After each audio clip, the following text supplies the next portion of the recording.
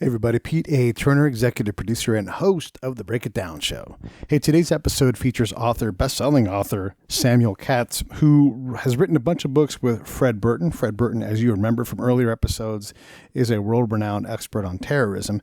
And Sam, though he's an author, has become the same thing. He writes books like The Beirut Rules, talking about the death of William F. Buckley, and his latest book, No Shadows in the Desert. What he does is he examines the inner workings of ISIS in this case, but he looks at a lot of Middle Eastern problems. He's got a heart full of love for the country of Jordan and how they do things. We just have this long talk about terrorism, about conflict, about how he sees things as an insider who gets the chance to look at things dispassionately and say, here are how these things go, and here's how we counter them, and here's where we make mistakes. I think it's fascinating talking about this topic and talking about terrorism in general as we try to understand our role in the world and how we can possibly stabilize and improve the condition of folks in the Middle East in terms of, and these things are always multifaceted and stacked layer upon layer. So this is just one layer of a very complex problem.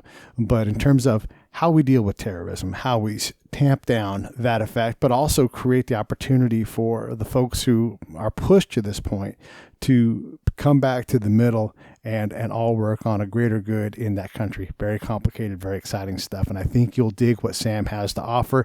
Samuel is a hell of a guy, and I can't wait to have him on again. I want to hear his book. I'm going to listen to it on Audible, No Shadows in the Desert, because I'm desperate to understand the inner workings of ISIS. As a guy that's chased guys like this around the Middle East, the more I know about this, the more fascinating it becomes. And all of their books, all of those, just go to Amazon, look up Fred Burton, look up Samuel Katz, and you will see what I'm talking about. These are fantastic books. If you're interested in this stuff at all, you're going to love it. Hey, I know you love the Break It Down Show, and if you're new here, welcome. Thanks for coming and hanging out. We have all kinds of people, doctors, warriors, scholars, historians, musicians, artists of all stripes. Sometimes we have friends. Sometimes we have family. We've had John's dad on the show. We've had Robert Greenberg on the show, who talks about music at the highest level. And these are people that we all come to know and love. If you love those kind of conversations, that's what we do around here.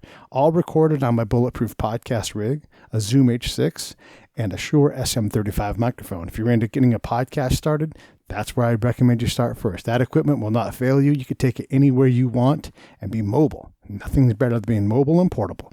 All right, one last thing. You know what I'm going to say. Save the Brave. SaveTheBrave.org. Go there, click on the donate tab, put a small amount of money in, and each month you will be helping us fight PTSD with veterans. All right, thank you so much. Here comes Samuel M. Katz. Lions Rock Productions. This is Jay Moore. This is Greg Proops. This is Jordan Harbinger. This is Dexter from The Offspring. This is Nathan This is East. Sebastian Younger. This is Rick Morata. This is Stuart Copeland. This is Mick Gillette. This is Andy Summers. Hey, this is Skunk Baxter. This is Gabby Reese. This is Rob Bell. Hey, this is John Leon Guerrero. Hey, and this is Pete A. Turner. This is Samuel Katz. You're listening to the Break It Down Show. Yeah. Samuel Katz and I got hooked up because we had Fred Burton on. Fred Burton is a world-renowned counterterrorism expert, and Sam Katz has written a number of books with him, including Under Fire and most recently Beirut Rules. And I thought it would be fun to have you on to talk a little bit more about the presence of terrorism in the world, because we often, I want to be fair to everybody. We know terrorism is out there, and in the abstract, we know it's scary. But we start to divide on when we focus in on who is doing what. Obviously, most recently, General Soleimani was killed by the Americans in Iraq. And some folks have a real problem with that. And other folks, like me, are like, hey, that's a bad dude. And the less bad dudes around, and the more that other bad dudes see bad dudes getting killed, the better chance we got to keep in control of this, because they will continue to be predators looking for weaknesses and exploiting them and taking lives. So that's sort of like the premise overall is talk to someone like you that's written a lot of books about terror and get into that. And you also, I want to make sure we mention this. You guys can find Samuel at Samuel_M_Katz on Twitter. He also has a Facebook page, and I'll attach that into the notes. You can also go to SamuelKatzOnline.com. If you want to learn about terrorism, you should get his books. There's more than a fistful of them there. And he also has a new one coming out, No Shadows in the Desert. We'll get to that in a little bit. Sam, thanks for coming on the show. I really appreciate it. Thank you so much for having me. So let's talk about your partnership with Fred. You've written books on your own, and you've also written books with Fred. What determines that for you? Why did you guys start working together? I've known Fred since he was a special agent in the Diplomatic Security Service. And I was very, very fortunate at one point in my career to have learned of the Diplomatic Security Service and what they do. And in many ways, it opened the world to me because the Diplomatic Security Service operates on a global platform. And Fred was a very esteemed member of that service, considered one of their terrorism experts. And we became very close friends. And I learned that Fred had played an instrumental part in the capture of Ramzi Youssef that the State Department led in Pakistan in 1995, and that he ultimately risked his career to do the right thing and to put the pieces in play to apprehend Ramzi Youssef, who was the mastermind of the World Trade Center bombing in 1993 and was working on an airline plot to kill close to 4,000 people in one swoop in the Pacific. And we became friends, and then we wanted to do something about the Diplomatic Security Service in the post 9/11 world, and then Benghazi happened. And then we thought that we would tell the story of the attack in Benghazi from the perspective of what it's like to be a member of the Foreign Service and the Diplomatic Security Service in a treacherous location where you know that there will be no backup, and that if something goes bad, it's going to happen very quickly and it's going to be bloody. You said that Fred put his career on the line to capture a terrorist mastermind. Why is that the case? I'll let Fred tell that story, but the State Department, when he was working there, an appointee in charge of the Bureau of Diplomatic Security, who had declared that terrorism was dead. Ramzi Youssef was known to be in Pakistan, and the local RSOs, the regional security officers stationed to the U.S. Embassy in Islamabad, were hot on his trail. And every time they went through channels, they either their efforts were compromised, either in Washington or by the Pakistani government. They always found themselves kicking down the door when the tea kettle was still hot. And it was frustrating. And a walk-in came into the embassy in Islamabad and said that he had details of this master plot and of Ramzi Youssef. And Fred was working the counterterrorism desk. I write about this in a book that I wrote in 2001 called Relentless Pursuit, about how Ramzi Youssef was apprehended. It was a blizzard in Washington. Fred was there, and he didn't go up the chain of command seeking permission, official Washington okay for the agents to seize Ramzi Youssef. They ultimately did, and as a result, one of the world's really dangerous people was apprehended, and a plot to assassinate President Clinton, assassinate the Pope, and to kill 4,000 innocent people never materialized. Washington is sometimes a hornet's nest of backstabbing, nonsense. There was great anger in Washington by the FBI, for example, that the State Department were the ones that picked up Ramzi Youssef and not them, and there was a tug of war and a pissing match.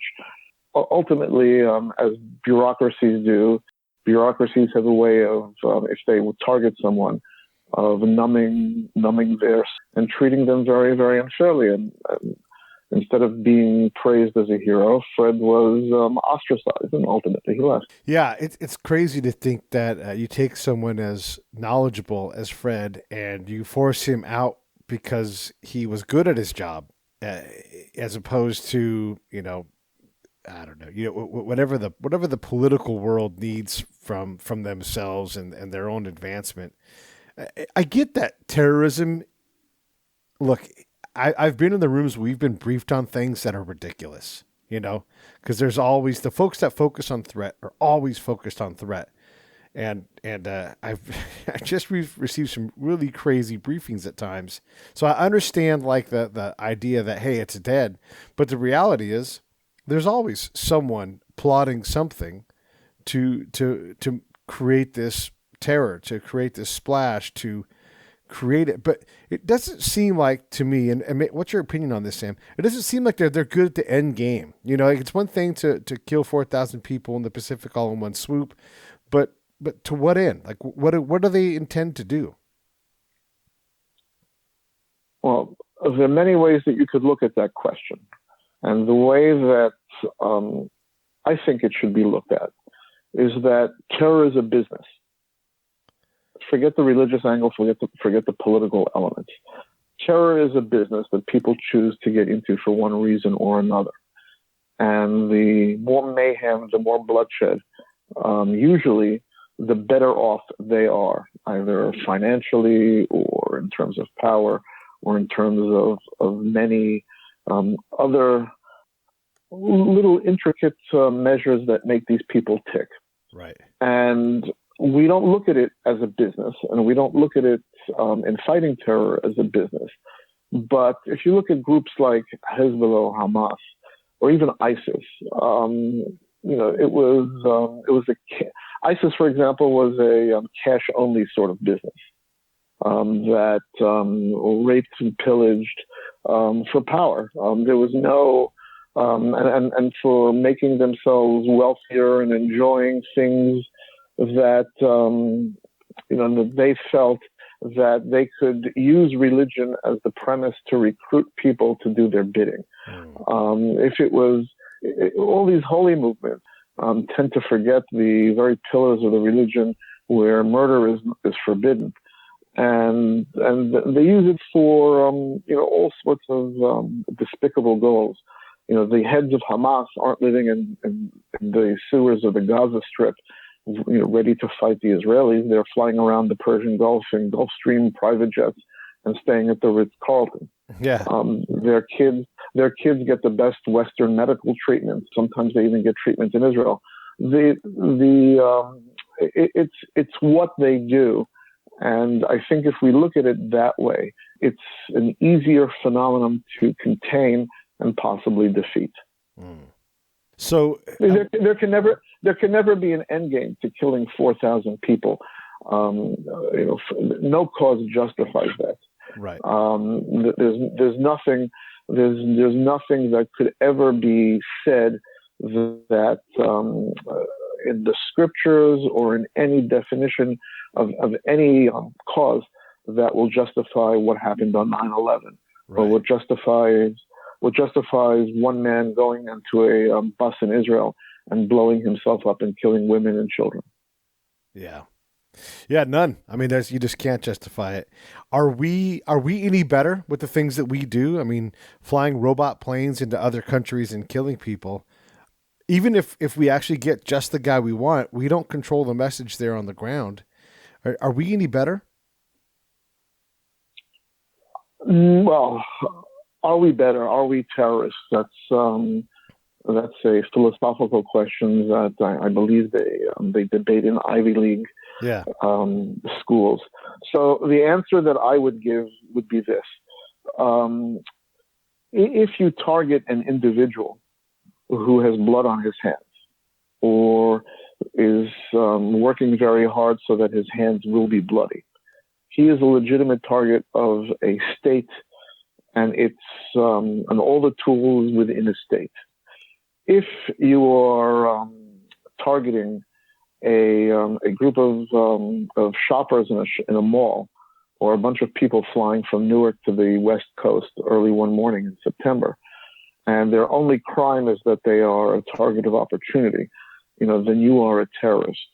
The debate can go back and forth, but I think those that are part of a nation state who take an oath and have rules of engagement can never be equated with people who hope to get as high a body count as they can on the evening news. Okay. Yeah. No, I think that's fair. We have to ask some of these obvious questions because, you've got actual expertise, and I agree with you. What if the nation state sponsors terror? Is the group and or the country that sponsors it a target? Like, so for example, and I'll say this, we know that Saudi Arabia sponsors terror. So can we attack that state, or do we have to focus on the terror group before it gets a little dicey? Well, now you're touching on a very difficult question of expediency and convenience versus morality. Right. The Saudis, maybe we'll never know, depending on their redacts on the 9/11 reports, but the Saudi role in the 9/11 attacks has yet to be flushed out. Saudi Arabia, in many ways, began sponsoring terrorism as a very convenient tool so that it wouldn't happen on their soil. They exported it rather than had it happen there. And Saudi investment in the madrasas of Pakistan and what ultimately morphed into Al-Qaeda is proof of that. A lot of states support terrorists, and a lot of states make deals with terrorists. It doesn't make it right. Mm-hmm. People at the helm of power sometimes have to make incredibly difficult decisions, and more often than not, they make the wrong ones. How do you improve that? Well, if you guide national policy on a moral compass, you'll have very few friends, because a lot of your friends are really nasty people. Right. And a lot of those nasty people happen to have resources that you need so that you can have a very large screen telephone, and so you can stream nonsense and watch videos that go viral. I think we're so over inundated with the challenges of day-to-day life that the morality element sometimes gets overlooked, but in many ways it shouldn't. And we shouldn't exchange our creature comforts for what's right and wrong. And we shouldn't reward nations that have invested heavily in those who have killed us and reward them. What do you do when, so I recall when President Bush the Younger, when he made his speech, basically laying out the Bush Doctrine and saying that we're going to go after terror and be proactive instead of our formerly reactive approach. But we all knew at the time he wasn't going to go attack Ireland. But Ireland's our friends, They've got an internal struggle that sometimes crept out, outside of their immediate borders. But when is terrorism not worthy of a nation state like the U.S.'s attention? I mean, we put a lot of attention on it from a diplomatic point of view, but we really didn't do a lot of openly overt, attention on them. It's just a hard thing to do. And then you got you can go to Burma or Myanmar, depending on what state they're in right now, because they are conflicted, and there's terror there, and there's religious terrorism. There's a lot of different things that we choose to not get involved in. How do we sort this out better? We sort this out usually. The United States sorts it out usually as to what's good for business. What's good for the Department of Treasury. What's good for money. Right. Why are we so concerned with nations in the Middle East or why do we overlook certain nations in the Middle East that don't have oil? How do we allow 2 million people to be butchered in Rwanda and we intervene when members of the Kuwaiti royal family are forced to flee? There are lots of questions, and I'm simplifying it, so yeah. I apologize. But we pick and choose where we want to fight, and we usually pick and choose where we want to fight based on where we can win and what's the plus for our side. I thought that President Bush, using the term axis of evil, really mischaracterized who we were up against. When you use the word evil, it becomes very comic bookish, and the stakes are incredibly high. And a lot of brave people have had to sacrifice their lives fighting enemies, and to label them something as simplistic as evil only guarantees that we'll be in a position where we possibly make mistakes moving forward and commit forces on causes that might not pass the muster that they should, like the war in Iraq. Yeah. Yeah. Let me ask you about the war in Iraq. So as we're getting further from the initial part of it and everything, it's looking more and more like a complete disaster. Was there a better move at the time? Depending on who you listen to, which intelligence briefing is read by who and what slant is placed on it. Iraq had nothing to do with 9/11, and which the United States after 9/11 had the opportunity, in my opinion, along with nations of the West, and even other nations like Russia at the time, or those kind of in the middle, to say, listen, we've all played this game. The stakes, because of technology and imagination, have become really, really high. This stops today. Yeah. And there could have been an effort to put all the political and financial concerns aside and said, we're going to go after X, Y, and Z. And that would have put some of our allies, like the Saudis and the Pakistanis, on notice. Clearly, 9/11 would never have been able to have happened without Pakistan and the ISI helping to bolster Al-Qaeda and protecting it, as we saw where bin Laden was hiding. But instead, this country chose to focus on an old nemesis and doing whatever it could to shift the focus. And weapons of mass destruction terrified people, because we did have an attack that in one day killed almost 3,000 people. Yeah. And the fear was, what would happen if one of these players had the ability to kill 300,000? But sometimes in dismantling something, you create something far worse than what it was before. And Saddam was really a bad egg, and the country was really messed up, and the Iraqi people were terrorized. But there were rules and regulations, and there were means that this country took for years to contain Saddam Hussein. And sometimes when something so hated like his rule disappears, and people who aren't really expert in the nuances of that nation then take over, all sorts of craziness could happen. I'm not the first one to point out that the decision to disband the Iraqi civil service and rid the army and the unions and everything else, the people that made the country tick, of any Saddam Hussein loyalists, ultimately was the factor that led to the creation of ISIS and helped lead to the creation of Al-Qaeda in Iraq before that, and resulted in so much misery and so many deaths on our side and in Iraq. Looking at the past lessons of history, that nation building in the Middle East is better, something that you avoid. And had people looked at what happens in countries that are liberated, and how government and self-government is handled, even looking at examples from the post-war period, from the Second World War, we could have avoided so many stupid mistakes that ultimately embroiled us for years in a quagmire.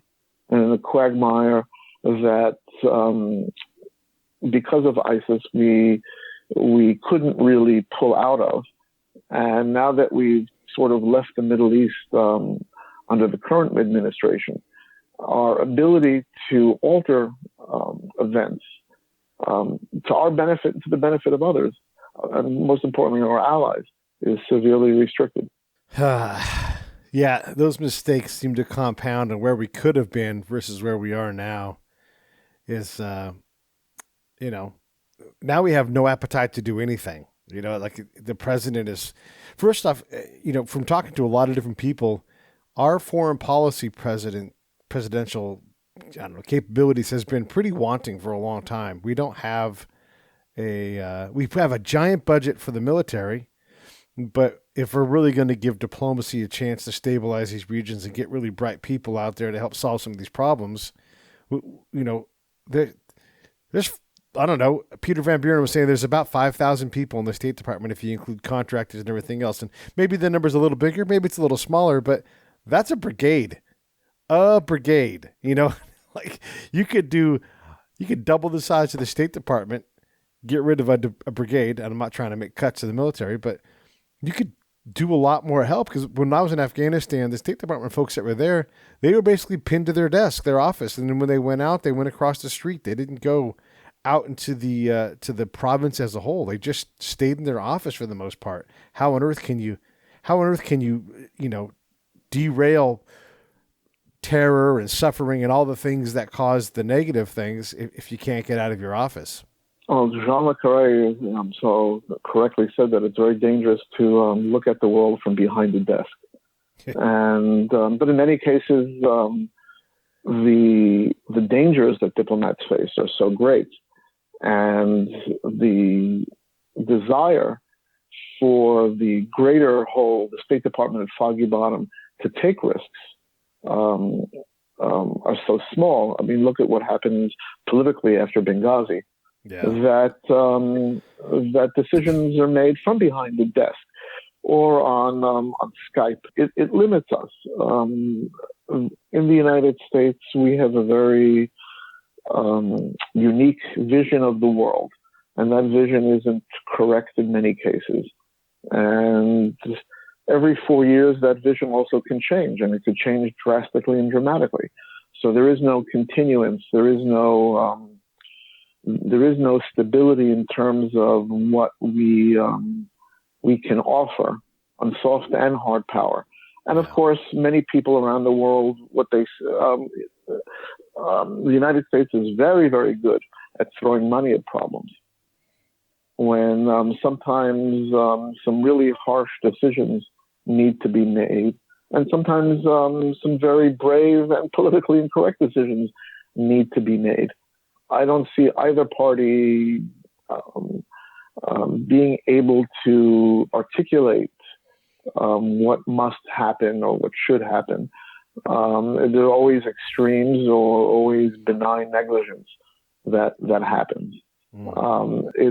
It's dangerous. Yeah, it's dangerous, and it's going to continue to be dangerous. Let's talk a little bit about Beirut Rules and what you and Fred wrote about, so we can sort of dive into that. And again, I can't stress this enough for everybody listening. Your guys' books are excellent, and you really tackle some challenging stories that are fascinating. And I thank you for writing those books. But let's talk about Beirut Rules for a little bit. Beirut Rules is a sad story. It's a tragic story of William F. Buckley, not the TV commentator, but a Special Forces colonel, a Silver Star recipient, and a man who worked for the CIA and volunteered to head to Lebanon in 1984 to serve as chief of station. He was the wrong man to be sent. He was a paramilitary officer, and the U.S. intelligence community in Lebanon had been eviscerated by the suicide truck bombing of the U.S. embassy when the intelligence community was having a lunch meeting in 1983. And Buckley was sent there to rebuild capabilities, but he wasn't the clandestine expert. And he played by the old rules that certain people were off limits in the war that spies carried out. And chiefs of station were not targeted. Chiefs of station were off limits. Those were the old rules of the Cold War. But in Beirut Rules, where Hezbollah and Iran were staking their claim to a new Middle East, there were no rules. Bill Buckley was kidnapped as he left his home one morning in March of 1984, never to be seen again. The catastrophic reality of a chief of station being seized by a hostile force one that was subservient to an enemy of ours, is still to this day unfathomable in the intelligence community. What he was able ultimately to disclose through torture harmed U.S. capabilities in the region for a long time. And what also harmed our capabilities in terms of deterrence was that there was no calamity plan at CIA. What happens if? And efforts to bring him home were almost non-existent. There were special forces attempts to gather intelligence. There were friends of his that went looking for him, but there was no coordinated hardball effort that told the kidnappers, he's going to be at a bus station in Beirut the next morning. Otherwise, X, Y, and Z are going to find their throat slit. We didn't play by those rules. And it could be said that up until the Soleimani hit, we didn't play by those rules, for better or for worse. And Iran's war with the United States in the Middle East, particularly in Lebanon, is tragic because we allowed Hezbollah to grow and to become one of the most powerful conventional militaries in the world. And if there will be retribution for Soleimani, the Iranians by nature use proxies, and their proxy of choice is Hezbollah.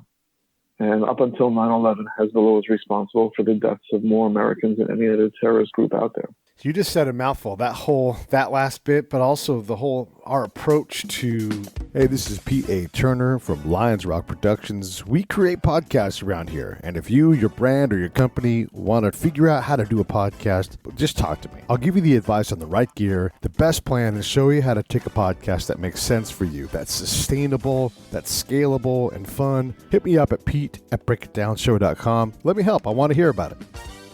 You just said a mouthful, that last bit, but also our approach to, chiefs of station and playing by the old rules. How often are the rules rewritten? I mean, we're a leader in so many ways, but the small, nimble organizations, they get to change the rules faster than we can adapt. So is it? They don't have to play by rules. Aha. Okay. Please go on. The terrorists don't play by rules. They write it as they go along.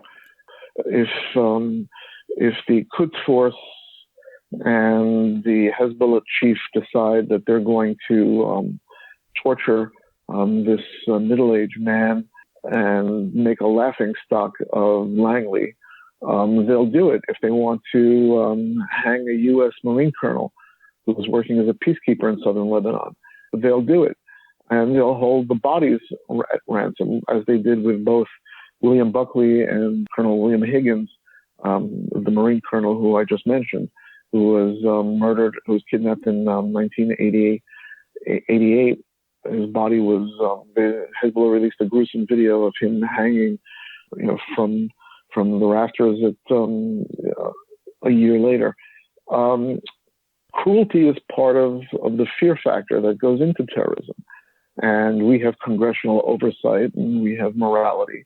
And there are certain things that up until a certain point we didn't do. 9/11 in many ways changed that. As you said before, we have the killer robots flying in the skies all over the world.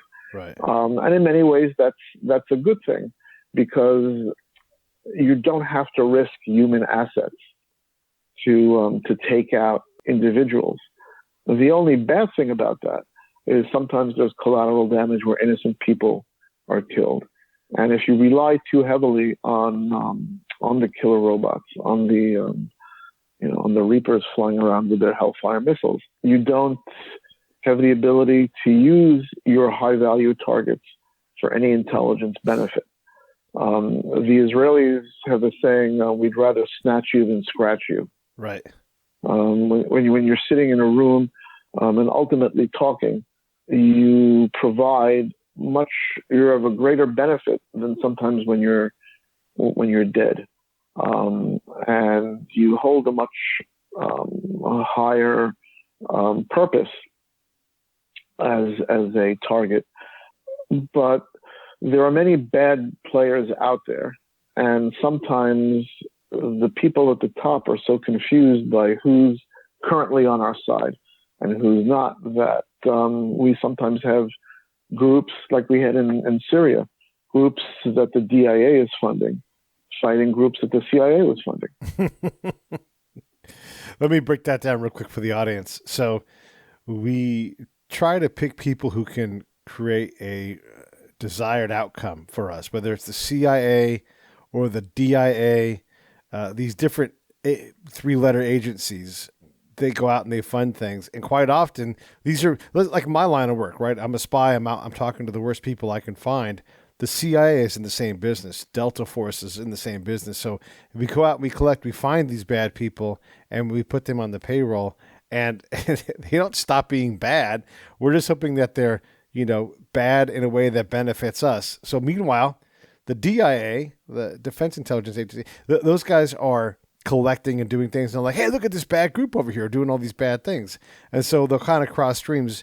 And it's sort of like, and Brad will appreciate this, it's sort of like Berlinery all over again, where you have, we're all trying to undermine the enemy. And while we do that, we end up collecting that we're also being attacked in new and creative ways, and very often funded by us. It doesn't take a sharp eye to look at ISIS soldiers from their peak and see the U.S. training as those guys were shooting people in the head. Very, very often that we have this unfortunate blowback of crossing streams and having our own efforts to win come back and attack us. So I had to put that out there, Sam, so people can understand kind of what you just said, because it's so interesting and how complex, the brilliant idea is, but the execution of the idea is often significantly harder than we ever realized.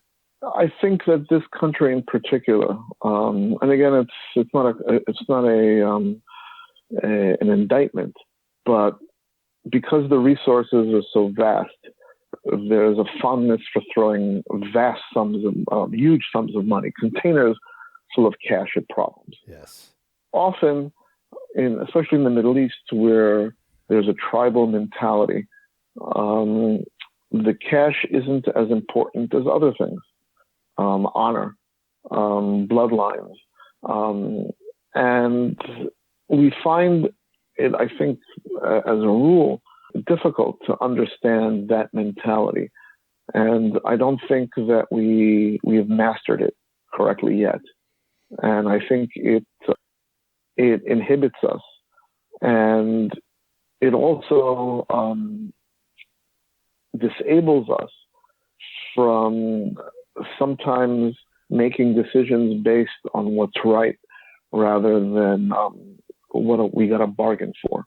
Yeah. And you only have to look at our very sad relationship with the Kurds as an example of that.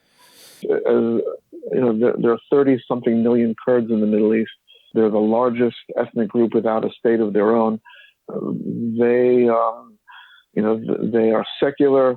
They are courageous, and even though they have their own stubborn disabilities, such as they don't talk to one another in different countries, these are allies that have fought and died with us and for us.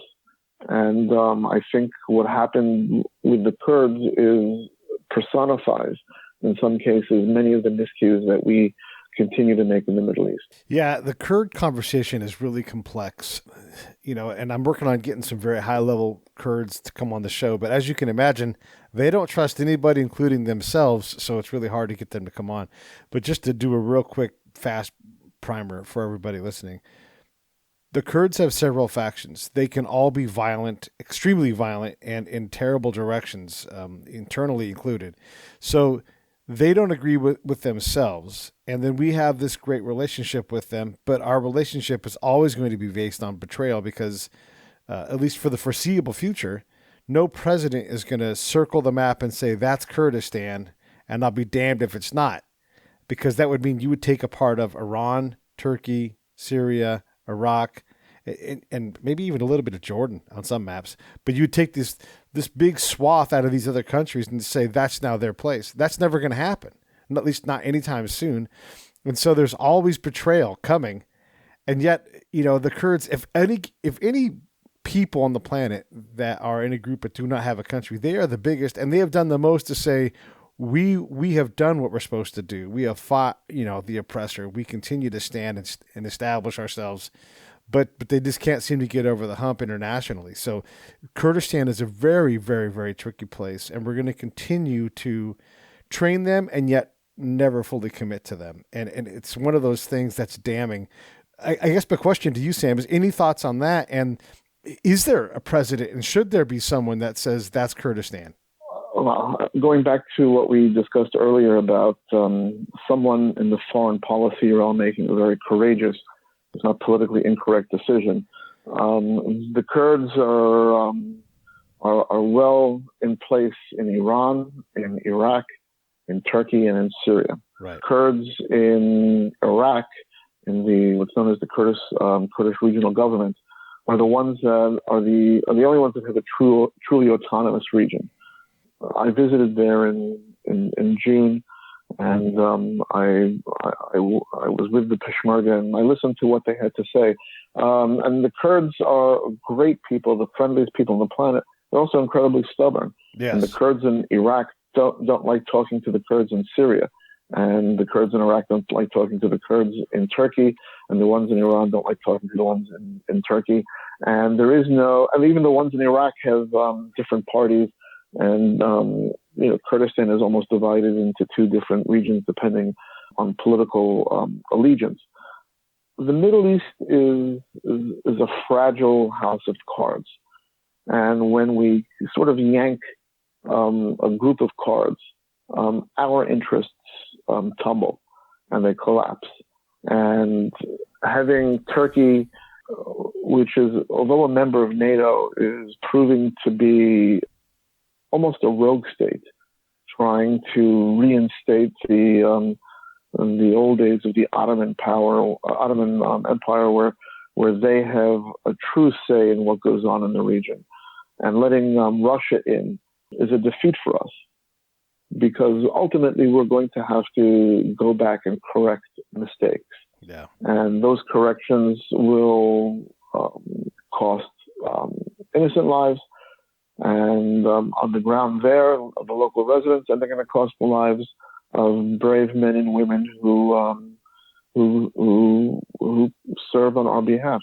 Yeah, that's a good wrap up.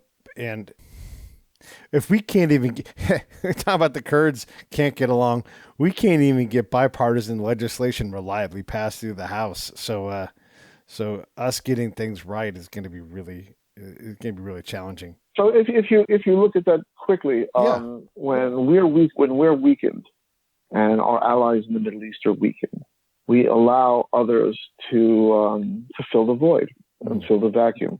And what we've done is create a golden opportunity for Russia to reclaim status in the Middle East that it had during the Cold War and that it lost when the old Soviet Union disappeared.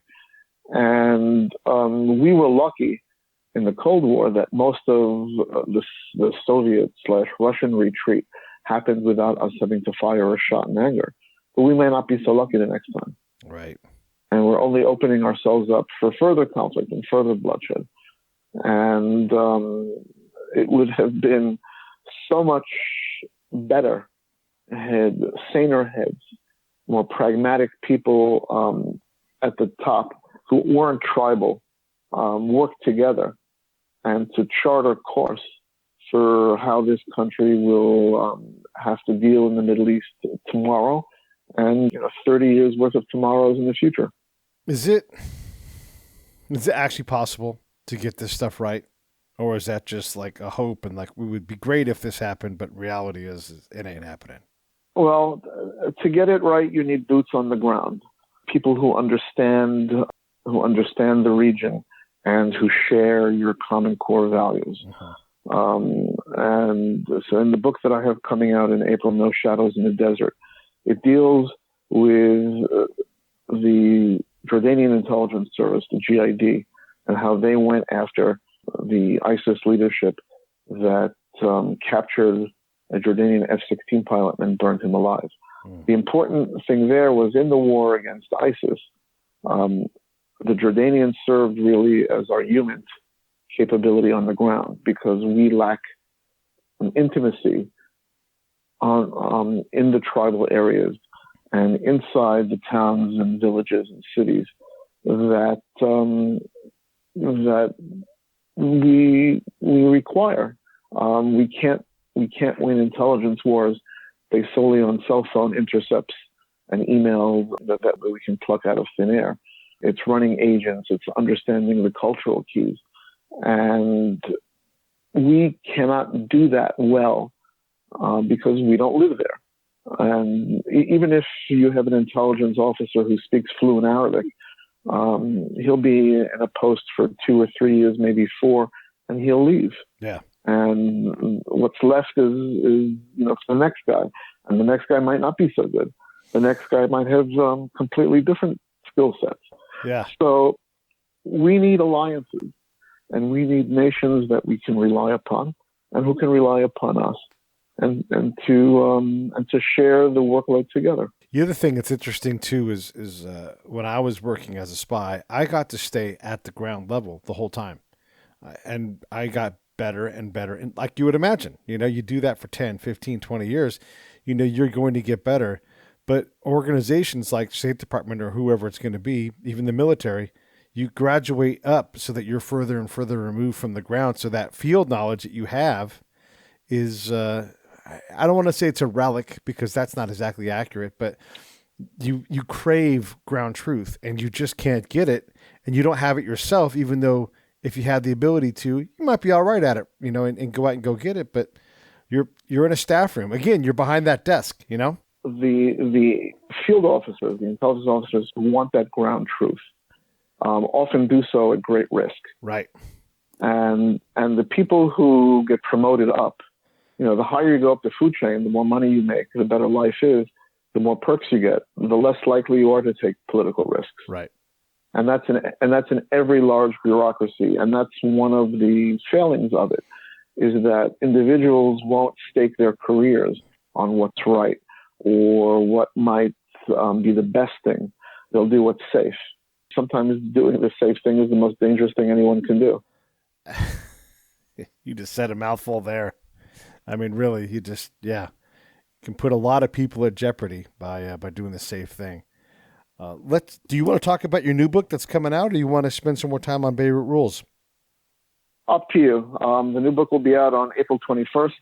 It's the first ever published look at the inner workings of an Arab intelligence service.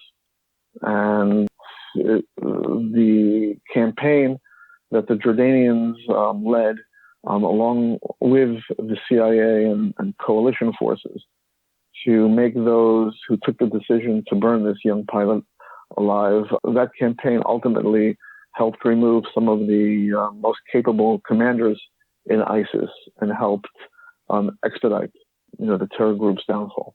How did you come across this story? I've been doing work in Jordan for many, many years, working with their special forces. And I always liked to write about groups and entities that had to work twice as hard for half the credit. Mm. The Jordanians are very good at what they do, and they find themselves in a really difficult location of real estate, bordered by the Arab-Israeli dispute, Syria, Iraq, and Saudi Arabia. And the way that the Jordanians have survived this misfortune of location is by having the ability to work with everybody and to know everybody. As a result, their intelligence service is incredibly capable, but it's one that doesn't have the resources of the CIA or some of the other Western groups. And its permission to sit at the high table, as John le Carré once said of some of the larger espionage organizations, comes as a result of the abilities of its human intelligence, of its agents in the field. Yeah. And I thought that this was an incredibly important story and also one that gives insight into how the Middle East functions.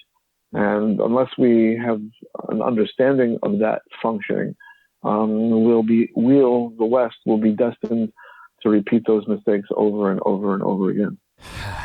Yes. like we continue to do. When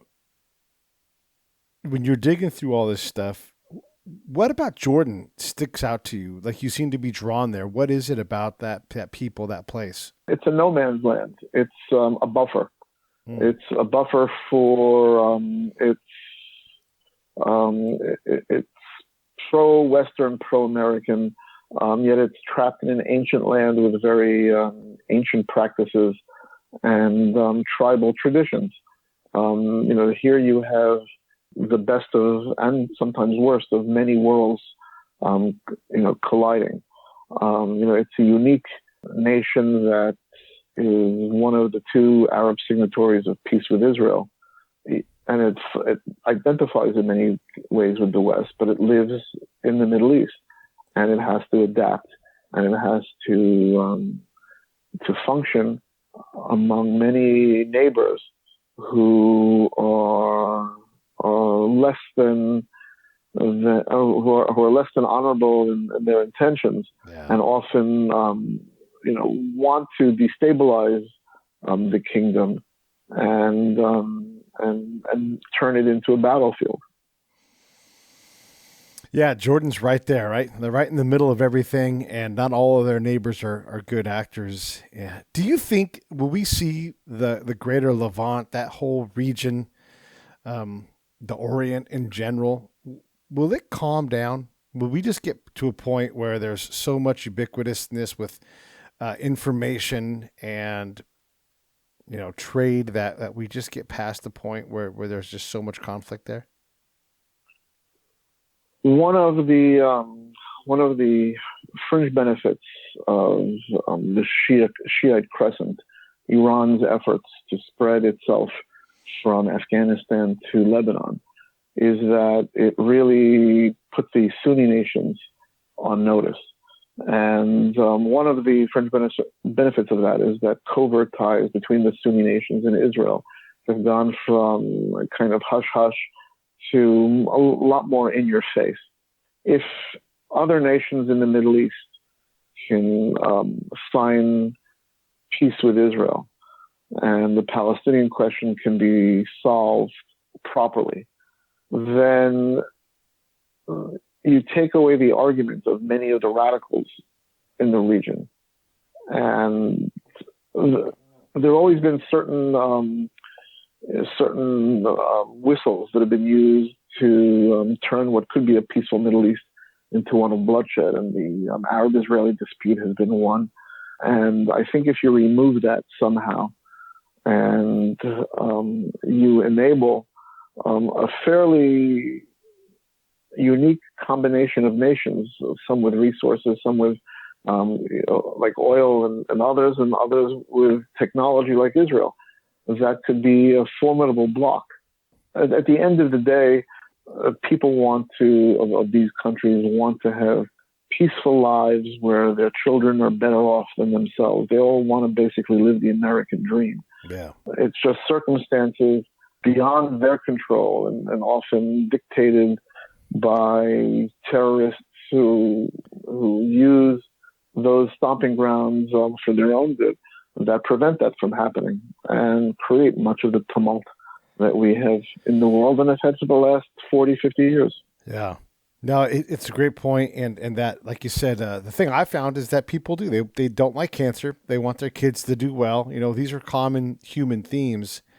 And one of the things that I found that undermines success is just a lot of folks in the Mideast, the Orient, whatever you want to call that region, they don't believe that there is something better. They want it, they would like to have it, but as soon as anybody gets anything better, they look at it and they're just like, it's never going to happen to me. They get all the advantage, and then just creates this grinding instability that is it's just damn impossible to relieve that pressure and to get folks to believe. So I feel like some kind of external technological change will continue to improve their position to where electricity, for example, could be ubiquitous. You could put a battery in your damn house, It's like, I don't need anybody else. I've got my own power. My fan will be on all day. I can have an air conditioner now. It's just something like that is going to start to chill that region out and give them a chance to actually believe in a better future and just reliably chase it, because it's so unreliable for so many of them. There has been for many years this sense of hopeless resignation. Yeah. That this is the Middle East. What do you expect? Right. But technology changes that. And if you are in the Persian Gulf and you are navigating, you're using Waze.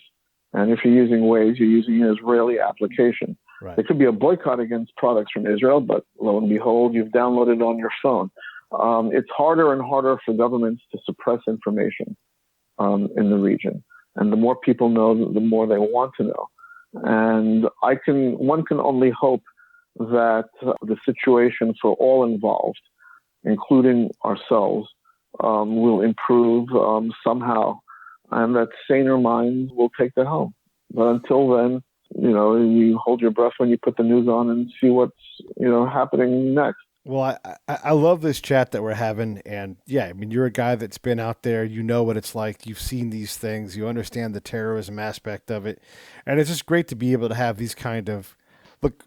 We didn't hardly talk about politics at all, but yet we talked about politics the entire hour. Policy and rules and everything else. So it's just good to have a sane conversation with folks that can paint the picture well, and I really appreciate you for doing it.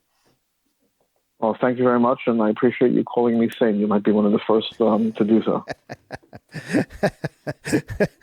Everybody, this is Samuel Katz. You can get his work at samuelkatzonline.com. Of course, as always, encourage you to go to Amazon, and anytime you buy a book, rate and review it. Those 5 stars in that review, even if it's a simple review, that alerts the computer and lets it know, hey, someone bought this book and they took the time to do that. It's how you help people like Samuel out so that they can sell more books. They get bumped up, they get recommended more. That is how you help. So buy the book, and if you're really curious about terrorism, I can't recommend any higher the books that Samuel and Fred have written together. You'll get into it and you'll be amazed at the stories. So thanks again for coming on, Samuel, and let's do, when the book comes out, let's do another one. I look forward to it. Thank you so much for having me on.